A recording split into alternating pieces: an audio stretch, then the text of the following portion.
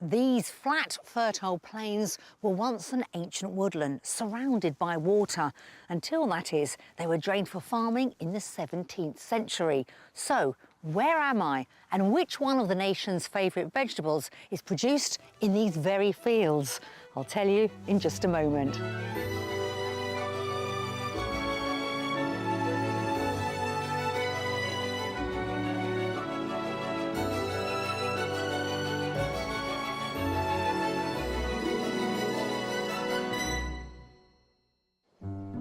Today, our house search makes a discovery that's picture perfect. Very pretty, isn't it? If you're going to draw a house, that's how you would draw it. Symmetrical, isn't it? Appeals to my mathematical bent. Does it? Yeah. But I may have to call time on an area of dispute. Where is the brewing going to take place? I think the Wendy House. No. The Wendy House is now the pub at the end of the garden. That's good, very creative thinking. Today, we're in Cambridgeshire, in the heart of the Fens. This once waterlogged fenland is now home to one of the richest agricultural lands in the whole of Britain, with some of the largest producers of potatoes in the country. Later on in the show, I'll be meeting a farmer whose family have been cultivating the humble spud here in Cambridgeshire for over 200 years.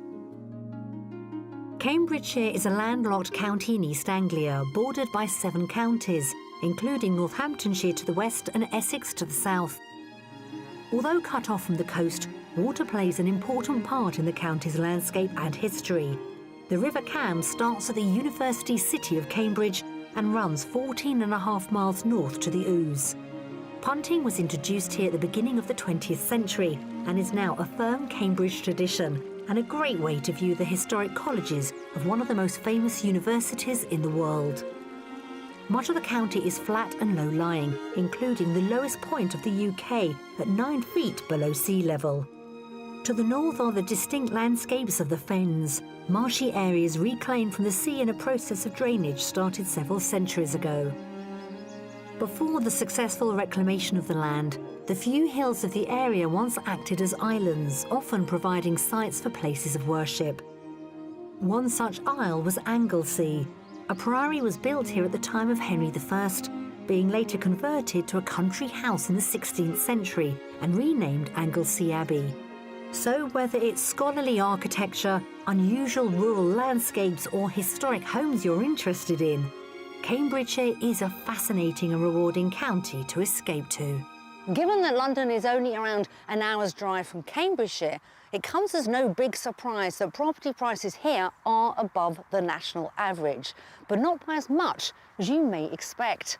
£328,000 is the typical price of a detached property here in the county, which is only around 9% above the rest of England and Wales.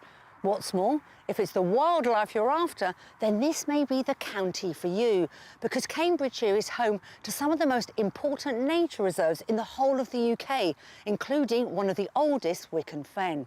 So, let's meet today's buyers and find out what kind of lifestyle they're hoping to find here. When Dick and Louise chose their Chislehurst semi to the southeast of the capital, it was in a perfect, peaceful location. But as the years have gone by, they felt city life closing in. It's a lot busier here than it used to be. When we first moved here 30 years ago, it was relatively quiet. You notice there's a lot more traffic, and I think that applies throughout London, not just here. And of course now we've got the bus coming down the street, which is something that happened 7 or 8 years ago. Dick has retired from his job in insurance, and their 2 daughters have moved away. They'd like to escape the increasing bustle of London for a quiet life within easy reach of family. We've been going up to Loughborough for a good 10 years now because the kids were at university. And the notion of moving really started with those journeys.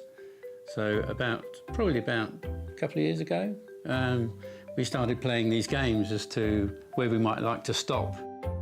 And when it comes to where they'd like to stop, the couple have settled on Cambridgeshire.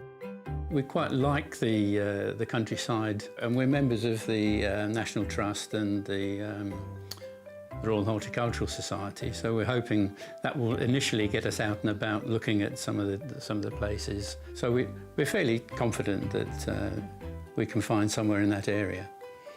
And I think also for me, you're also near to some larger towns, which I think, having spent all my life in London, I think I would miss if they weren't within easy reach.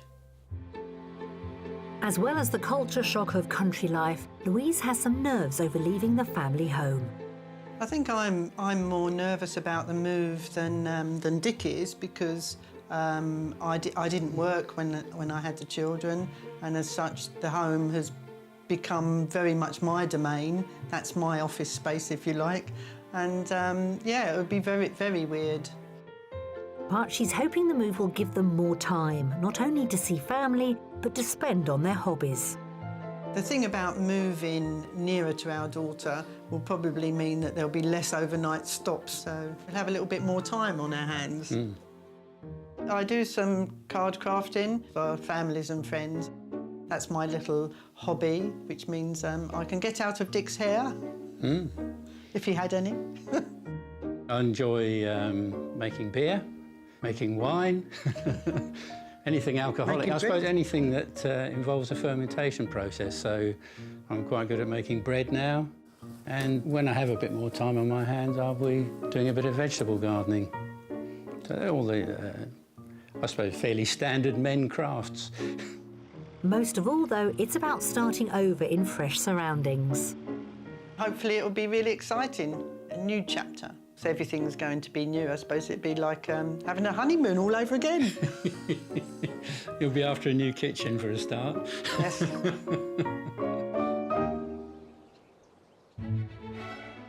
Dick and Louise are open to living anywhere in the county with access to road links to their family in Loughborough. But before we start looking at houses, we're meeting in Cambridgeshire to discover more about what they're hoping to find. Well, Dick and Louise, welcome to Cambridgeshire. It's a little bit damp, so I've brought you under this gazebo to keep us dry, but we're looking for a new home. It's not going to deter us. Tell me about the house that ideally you're after. It's got to be light and airy, 3 good-sized bedrooms, and I do crafts, so I want a craft room. Dick likes his office. Large kitchen? Large kitchen would be lovely. And Dick, how important is the garden? Yeah, a good-sized garden. I'd probably want to do a little bit of veg growing. And also, you're a bread maker, I understand. Yeah, well, anything to do with yeast, really. I'm into all sorts of fermentation, and bread is one of them. So it's a polite way to say he likes brewing beer. I see, I see. This is quite a big property. You're not downsizing, you two, are you? Not at all. No, we don't intend to downsize. No. When we're at home together, we need a bit of space. OK, all right. What are the things that you have to have, and what are the things that you can live without? It's really difficult to answer that, really, because I think often you fall in love with a place and it might not necessarily be quite a spec. Very true. Right, well, let's talk money and remind ourselves of your top budget. Well, the top budget's 600,000. If you really pushed us and the place was perfect, maybe 625. But we wouldn't mind it if it was a little bit lower. So £625,000 for that dream perfect home. Mm-hmm. OK, all right. Well, are we ready? Because we've got some splendid properties to show you. Should we get going? Yep. Come on. For an absolute maximum of £625,000, Dick and Louise's dream Cambridgeshire home would have at least 3 bedrooms, a large kitchen and space for their separate hobbies as well as an office. Plus the garden should offer enough room for a good-sized vegetable patch. We've lined up a tempting selection of houses with their wish list in mind, and at each they'll be asked to guess the price before I reveal it.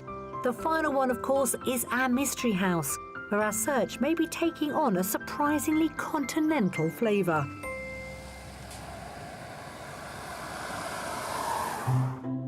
Our property search is heading to the market town of Chatteris.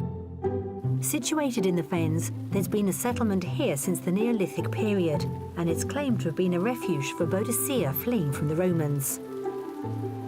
Facilities include places to eat and drink, a bank, and a hairdresser's that hints at the local sense of humour. The property we've come to view is located in the southern part of the town centre, with a rather grand aspect onto its south-facing rear garden. Well, I've brought you into the garden to start off because I want you to take a look at your property from this angle. That's beautiful. This is absolutely stunning from the outside. Just those windows, there's so much light going in there, isn't there? I like the shutters up the top. It's a good start. Can you believe that it used to be a farmhouse? No. No. No. I think we should take a look inside. Shall we? idea. Come on then. Let's do that, please. Built from brick and dating to the middle of the 19th century, at the front of this grand former farmhouse, the impressive elegance continues through an imposing entrance hall and into the front reception room. So impressed with the outside. Yeah. Let's see what we think on That's inside. enormous. It's beautiful. It's a good size, isn't it? It's lovely. That is period, yeah. It does look very grand. Impressive, yes. Impressive, It is an yeah. impressive property. So you have, this is one of your drawing rooms. You've got the same size again next door. You talked about escaping from each other in your property. You've got plenty of room here. And you've got a study across the way with the downstairs cloakroom. But let's see what you think of the kitchen. If you'd like to follow me. Now, I think this is one of the most important rooms in the whole house, the kitchen. It's lovely. Really nice. Nice big space for the table. And look at that 2, sink. 4, 6. Now, have you ever seen a sink like that? No, not with feet like that. Oh, the owner thinks it's an original. So it's about 160, 170 years old. Really? Yeah. You do have access outside, the side door. If you look through, we've got some windows here leading out into the garden, but you've also got a massive conservatory there, which they're using as a games room at the moment. Could use it for anything, really. Yeah. This beautifully presented period home also boasts a sizable cellar, perfect for home brewer Dick. And completing this floor is a hobby room, which could be put to use as a ground floor guest room. But I suspect they'll find more than enough accommodation upstairs, where there are no fewer than 6 bedrooms. A large family bathroom with roll-top bath and separate shower serves all of the rooms, along with an additional cloakroom. To the front of the property, a large double has interlinking doors through 2 smaller rooms, one of which currently sits empty and the other features a bay window. Behind these lies a further double. Yet another double is reached via its own small flight of stairs, and then there's bedroom number 6, which I think Dick and Louise could turn into their master. It's a lovely size room. Yeah, lovely. Not only does it have an ample side, but through this wall, there's some stairs on the other side. You could easily open it up, sacrifice a bedroom, and make it an ensuite. OK. All right. Which might be quite nice for the 2 of you. Because this house has 6 bedrooms in total. I'm thinking it might be too big. Really? I don't know. So you I set don't us a know. I challenge. know. Right, well, I think we should head back downstairs and we can talk about what sort of price you think it's on the market for. Dick, I'd like you to lead the way, please. OK, right. Thank you. Thank you. Dick and Louise seem somewhat intimidated by the sheer scale of what's on offer here, which is a shame, because there's a lot more outside. This former farmhouse comes with a range of period outbuildings, including garages, workshops, and the old Apple store. All of this is included. Honestly. Yes, honestly. So for your craft, you could have a whole area. We could have a microbrewery for you, Dick. Yeah, you could. And ample parking for you and all the family and all your friends. We could probably live in there. In the substantial walled front garden, there are al fresco seating areas and a veranda from which to admire the mature shrubs and trees. A large garden, sunshine all afternoon on a good day. Yeah, good size. Manageable? garden. I think so. Yes, Yeah, I most think certainly. so. Yeah. Well, let's see if you can afford this property. Yeah. Can you put a price on this magnificent home? I think it's got to start with a 6. Let's say 625. OK. So right at the top of your budget. I think it's over budget. I think it's 650. OK. Well, the asking price is £635,000. However, we've spoken to the owner and she assured me that she's happy to talk in the region of your top budget. Definitely food for thought. Yeah. Have that in your minds. Go and have another look around. So much and in to about look at. 3 hours, I think I'll come and find you. Be my guest. Okay. Thank you. Thank you. It's interesting, isn't it? Because this property, you know, does give them what they ask for. Really high ceilings, beautiful airy spaces, this wonderful garden. And the thing which I think is so appealing is where it's situated, in a market town. When you're used to living in the city, it can be a huge adjustment to move to the country. Here, they have the best of both worlds. Pushing their top budget at £635,000, this substantial form of Victorian farmhouse has 2 very large reception rooms, a kitchen diner, 6 bedrooms and a range of brick outbuildings. I absolutely love the house. I think it's gorgeous. I love the style of large rooms, the big ceilings. Seeing the house, I thought, wow, it looked huge to me. The garden is just right. There's so much to like about this place. So which one's going to be your brewery then? Oh, it's got to be that one there. And then you've still got all these left. I know, well... You've got plans for all these outbuildings, have you? No. That's it now. It's Tour enormous. over. Should we hit the road? OK, Okay. let's go. All right then.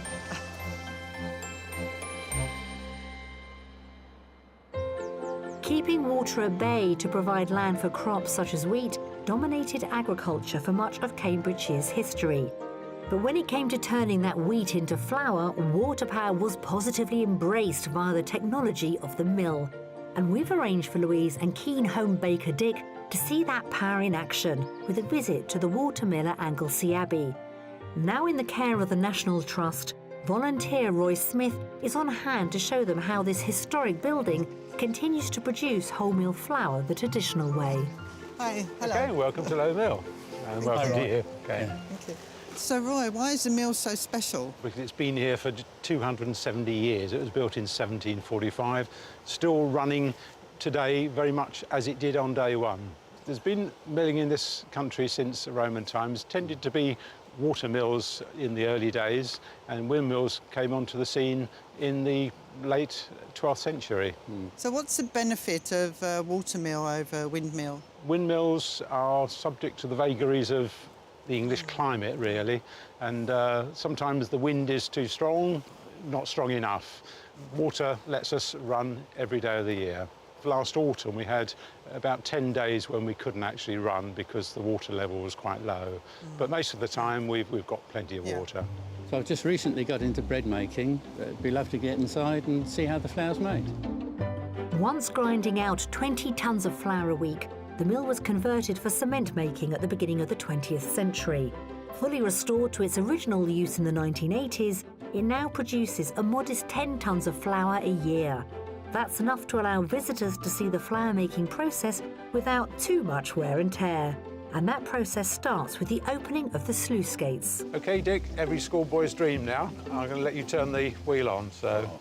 OK? Lovely, thanks. Oh, dear. Just one turn of the sluice gate wheel and the water stored in the mill pond flows at 10 tonnes per minute, filling buckets on the water wheel and causing it to turn. Now we can go upstairs and see the stones in action, OK? OK. As grains of wheat pour down, the power of the water wheel is used to turn the millstones producing flour. Today, the gears are set at 60 turns per minute, but in its heyday, the mill would have worked the stones up to 150 turns per minute, which would have been even noisier. So I'm surprised how quickly that turns it into flour. Yeah, no, it's instantaneous, really. Once the grain starts dropping down into the gap between the stones, the wheat is crushed and flour starts dropping down the chute and is collected in the sack underneath. It's an instantaneous process, really. Yeah, So, very quick. Today's wheat is brought in from Hertfordshire. The traditional Derbyshire grit millstones have also been swapped for much hardier millstones imported from a disused mill in Portugal, which are much better suited to grinding today's softer grained wheat. OK, so this is the flour that we've just produced. It's a lovely stone ground Lovely. wholemeal flour, lovely soft. You just have a feel. Oh, yeah. We don't add anything, we don't take anything away, so it's pure, unadulterated flour from all organic wheat. So we like to think it's actually better quality than you can buy in supermarkets. I've got a bag of flour here, Dick. I know you're into your bread making, so I'd like to present it to you. Thank you. Don't go away and use it wisely, and enjoy the rest of your explorations, OK? Thank you. Okay? Thanks very much. Well, Dick's bread baking will have to wait because our search for their Cambridgeshire country home resumes tomorrow.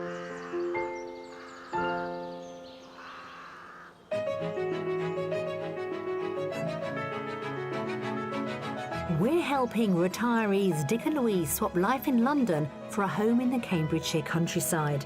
With a budget of up to £625,000, we've already shown them some wonderful property. But there's more to see, including our mystery house, which might just prove more of a puzzle than we bargained for.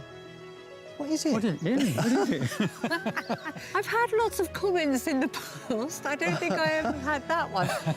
Plus, I visit a local potato farm for a snack break that's a real taste of home.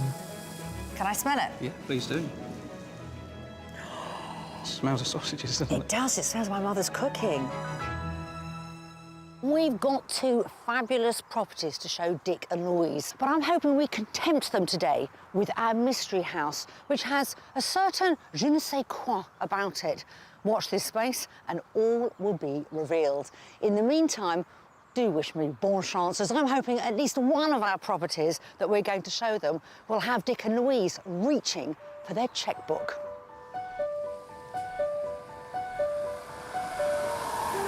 The village of Warboys is the location of our first house today. Amenities here include a pub, post office and store, and a chemist. Just an 8-minute drive away is the small market town of Ramsey, where the remains of a Benedictine abbey, the origins of the settlement, can still be seen. Back in Warboys, our next house enjoys a historic position on the village high street. So, new day, new property. Well, it looks like a cottage, but in actual fact, quite a large house. Is it? It's very charming. Looks lovely from the front. Yeah. Looks in very good condition. Yeah. Very pretty, isn't Yeah, it? very. If you're going to It is very draw a pretty. house, that's how you would draw it. Symmetrical, isn't it? Yes. Yeah, it is. Appeals Yeah, to it's my lovely. mathematical bent. Does it? Yeah. OK, well, shall we step inside and take a look around? too. Lovely. Dating back to 1801, this Grade 2 listed property was once a bakery, with its former bakehouse located to the rear, meaning that whilst the frontage may look symmetrical, the footprint is a little more unusual.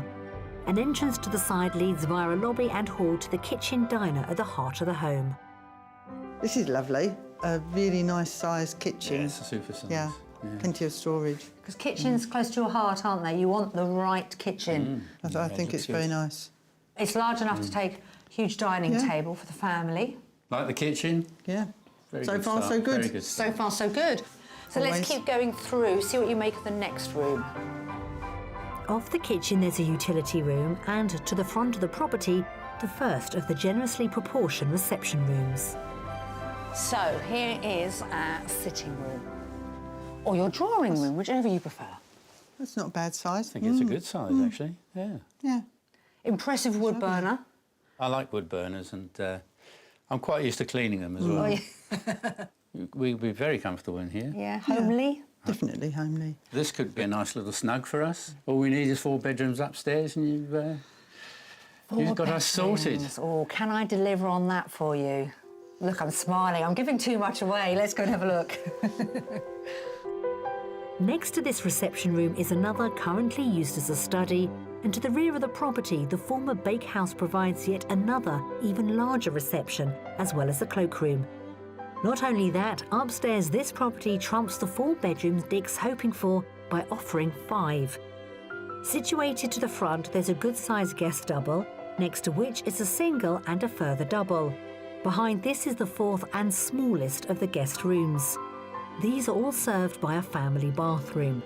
Lastly, to the rear of the home is a spacious master ensuite. This is good space. Lovely wardrobes. Plenty of wardrobes. And if you notice there's a It's door very behind us, you've actually got a shower. Bonus. Yeah? Yeah, yeah. More than you were after. Yeah. Two but reception just, rooms. Yeah. just a little bit. Yeah. I know you two want space. So plenty for the children, friends come to stay, but also for your own hobbies and crafts. We're warming to this. Yeah? Well, there is more to show you outside. So, Dick, if you wouldn't mind leading the way. Okay. It seems this period property goes the extra mile when it comes to delivering what Dick and Louise have asked for, and the outside is no exception. There's ample hard standing for several cars, plus a large barn-style garage and workshop. A fully enclosed rear garden with planted beds and well-maintained lawn includes a glass house and a little summer house. So you actually have quite a substantial amount of land from that back door. This looks manageable, though. Yeah. And that greenhouse looks wonderful. I think it is a recipe to get my green fingers out again. Yeah. Where is the brewing going to take place? That's what I want to know. I think the Wendy House. No, the Wendy That'll be House is now the pub at the end of the garden. That's good, very creative thinking. Well, we've seen the house, we've seen the garden. We've now got to decide what it's on the market for. You're looking at me with dread in your eyes. I'm going to be optimistic and say 595. OK. I think I'd go a little bit lower than that. I'll probably go about 570. OK. Well, you're both out. The owner's asking offers in excess of £500,000. It just demonstrates, if you look around, you can get quite a lot for your money. It's going to give you something to think about. Definitely. Now you know that price, reacquaint yourself with the property. Houses always look different when they're under budget, and I'll catch up with you when you're ready. Great. Right, thank you. Thank you. Below budget at an incredible £125,000, this Grade 2 listed former bakery has a kitchen diner and 3 additional reception rooms. There are 5 bedrooms, including a master ensuite, a large garage and workshop, as well as a low-maintenance garden with a glass house. This is a lovely, spacious house. It's got so many rooms, it's unbelievable. I think it's very easy to imagine yourself living here. Kitchen I like as well, which is an added bonus. So I don't think we'd need to sort of touch anything for some time. There's lots of things to like about this property. It's got a good balance of rooms, both downstairs and upstairs. I think it's a strong possibility, this place. I wonder if a second look around, knowing that price, has warmed them up a bit.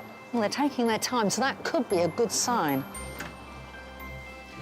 All finished? Yes. Yep. Yeah, seen everything? Yes, thank you. Happy? Yep. Right, let's go.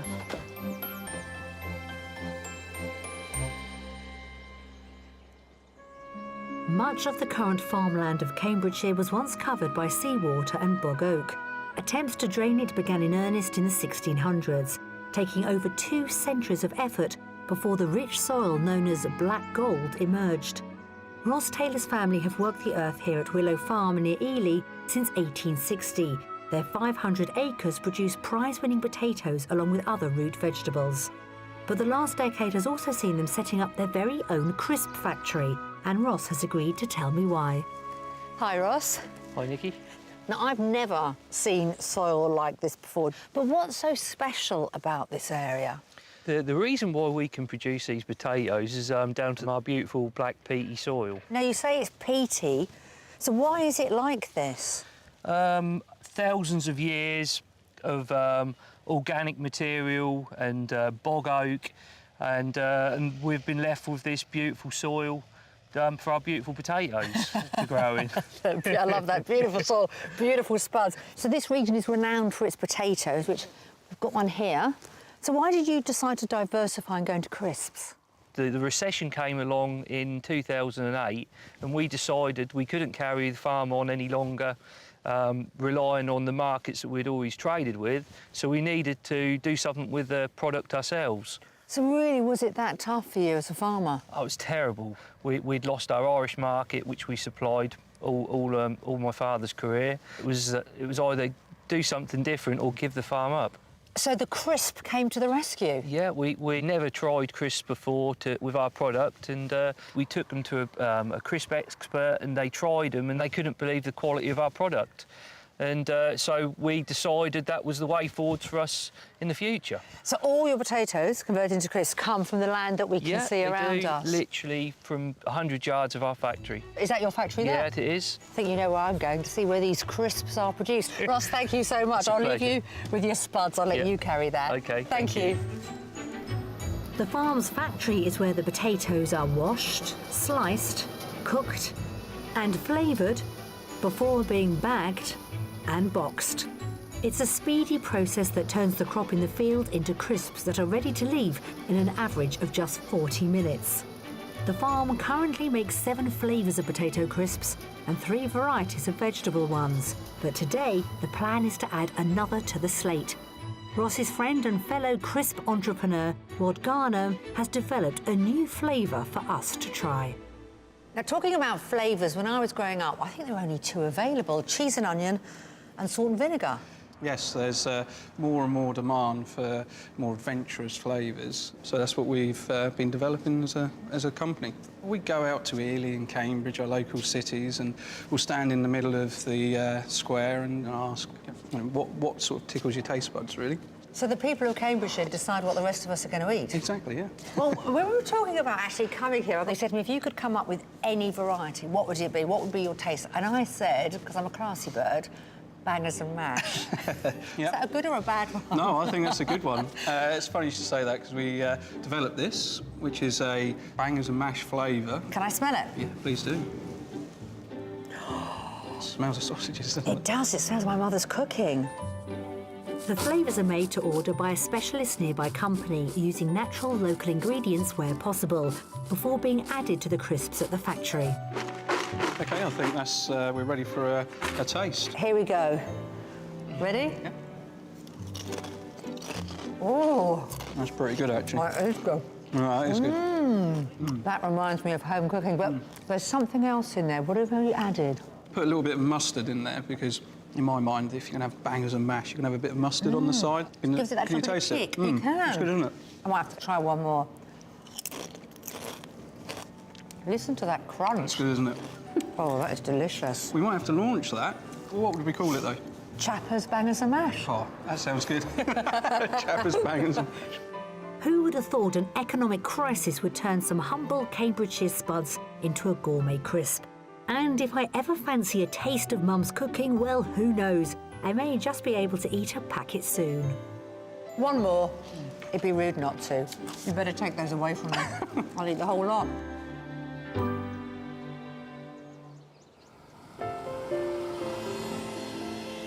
Our mystery offering is located close to the village of Pondersbridge. Facilities are found in the nearby ancient Fenland market town of Whittlesea and include butchers and pubs. At the centre of the marketplace is a 17th century covered butter cross, where local dairy produce was once bought and sold. Fresh eggs, milk and butter would have been laid out for display on the stepped bases of the cross. The structure was considered useless in the 19th century and only saved from demolition when a local businessman donated slate tiles for the roof. Before the fens were drained in the 18th and 19th century, this settlement was effectively an island surrounded by water. It's now an 8-minute drive across dry land to our mystery property in the midst of open countryside. So, our final offering is the most unusual one. Welcome to your mystery house. What is it? What is it? I've had lots of comments in the past. I don't think I ever had that one. Yeah. It is a house. Next door, the chimney that you can actually see was the old pumping station, which has been converted into another property. It's not actually attached to this. This is your mystery house. It's not only a very unusual property inside, but also it's the most rural location, surrounded by fields. So I'm not going to lie, no shops, no amenities on your doorstep with the mystery house. It looks very impressive from the outside. I've probably got an open mind until I get inside. Have you? I wouldn't necessarily say it's the most attractive building I've seen, but yeah, space-wise, I suspect it's there. Ready to get inside? Yeah, indeed. Let's go this way. Our unique mystery house was built in 2004, inspired by a pair of arched glass doors from a chateau in the Loire Valley. The solid oak entrance door is also from France, and the continental ambience continues through into the professionally designed interior. I don't think you're going to have seen anything like it. Definitely not. This is enormous. How high are these ceilings? Have a guess how high that ceiling is. 15 feet? Not bad. 12. You do get the feeling you're in a French chateau, don't you? With those doors. And the curtains actually Yeah. help. Yeah. Not what you'd expect in Cambridgeshire. No, I don't think you would. And look at that fabulous fireplace, 17th century. That came from France as well. I'm just blown away by the size, really. I mean, it's vast. It is Isn't vast. it? We'd have to bend our minds as to what we do with it. Rather than have 2 or 3 sitting rooms, we've just got this one open space. And then just leading off here is the kitchen. Also off this large central reception room is an orangery. Featuring those inspirational Loire Valley doors, it's currently used as a music room.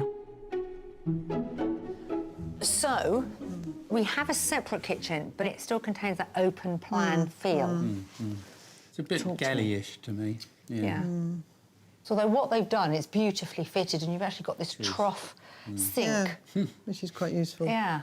Yeah, lovely beams up top. I'm not too sure it's really big enough. It isn't huge, I can't lie, but what you do have is a utility room next door. You've got your white goods in there, and then through there you actually have a wet room. So on this floor, you've also, unusually, got the master bedroom as well. Downstairs. Downstairs. Should we take a look? Yeah. Yes. Let's go through the kitchen this way. A mixed response to the living space of this quirky recent build, which offers a total of 4 bedrooms. A guest single is also found off the entrance hall on the ground floor, while spiral stairs in the reception room lead to a landing and 2 large guest doubles, both with skylight windows and one with an ensuite shower room. Then, back on the ground floor, is the impressive master ensuite. Another splendid room. This must be the master. Yes. It's huge. Beautiful large ensuite. OK. This, I'm thinking, would be yours.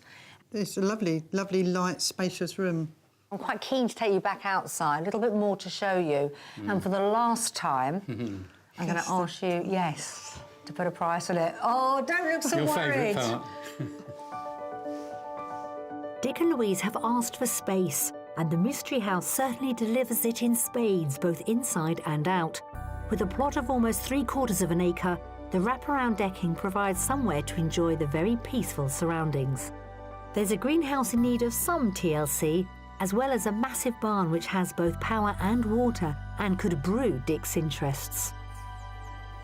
So I'm thinking workshops, brewery. Yeah, possibly. Yeah. Have we surprised you? Yes. Yes, I'm a bit speechless, I think, really. It's certainly challenged us. It's not something we'd ever dreamed of looking at. No. It's a fair proposition. Let's just talk the finances, shall we? What do you think the current asking price is? I don't know, I'll go for about 525, I think. Louise? I'm not too sure, really. It's got a lot of land. I think I might go higher than Dick, so I'll probably say 550. Oh, you're actually the closest because it's on the market for £554,950. Okay. Yeah, not surprised. It is a unique property. Do you fancy having another look around? Yes, On please. your own? Yeah, we'll have a It's little the look. last time I'm going to say it. Okay. Go and have a wander around the Mystery House once more. OK, thank you. Thank you.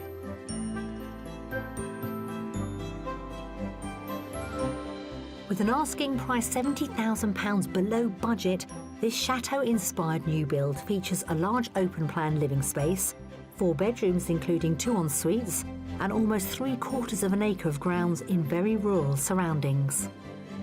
I think it's an extraordinary property. It's got some beautiful featers. Really Lovely quite bit amazing. upstairs for the family and so on. Wonderful bedroom. Yep. And you A bit of lose yourself storage. in the bathroom, Yep. don't you? I think it's been quite interesting seeing this because I suppose it's so much out of what we would envisage. This room is absolutely amazing, isn't it? With the 17th century fireplace, the open windows, the high ceilings. Very versatile in terms of how you can use it. The open planness is something that doesn't quite work for us, even though I think it's perhaps opened our minds a little bit to it. Don't necessarily want to be this far out in the country, do we? No, maybe not. It has helped concentrate our minds on what we like and what we don't like. That is it, the end of all our house tours. Enjoyed it? Very much so. Yeah? Yeah, very much so. Do you want some time to have a think amongst yourselves what your next move's going to be? Yep. OK, come on.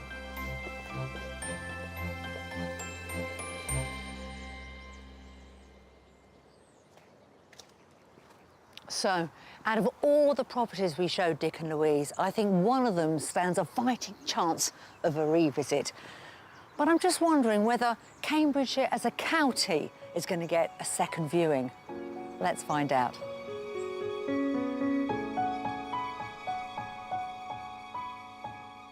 Well, Dick and Louise, we've certainly travelled around this county, haven't we? So let's talk about the actual houses that you've seen. And for me, there's one that stands out. I think it was that very old property with the bakery at the back. Would I be right? You would be. Ah, good. So, Dick, what was it about that property that so appealed to you? It was the one that was nearest to what we really wanted in terms of blueprint, footprint, whatever you want to call it. You know, it had a nice bit of character to it and had a combination of rooms that we still haven't worked out exactly what we'd like to do with them, but it sort of covers all occasions. So, probably the most important question, do you think you're going to go back for a second viewing? I would certainly like to go back and have a look. I think so. Yeah. Louise, I'm going to ask you a question. You've loved living in London, born and bred in London. Have you come to terms with the idea of actually leaving the city and moving away? I think so. I mean, I suppose the proof of the pudding will be is when you make the decision on the house. Yeah, it's going to be a big wrench. Do you think we can put a time frame on this move, wherever you decide to go? I just wondered if in your mind you were thinking 2 months, 6 months, a year? Oh, I don't know. Well, I think we'd like to be gone move within a this year. Yeah. I'd like to think we wouldn't still be looking in a year. At Christmas, you'll be in your new home. Yeah. Well, all the very best, and I expect to hear an update on where you're at very soon. Thank you both so much. Thank you. Many thanks, Nikki. Now, if I'm honest, it's not the easiest thing in the world showing a couple a county which, well, they really don't know very well. But I think what we've achieved over the last few days is a fantastic cross-section of properties to tempt Dick and Louise.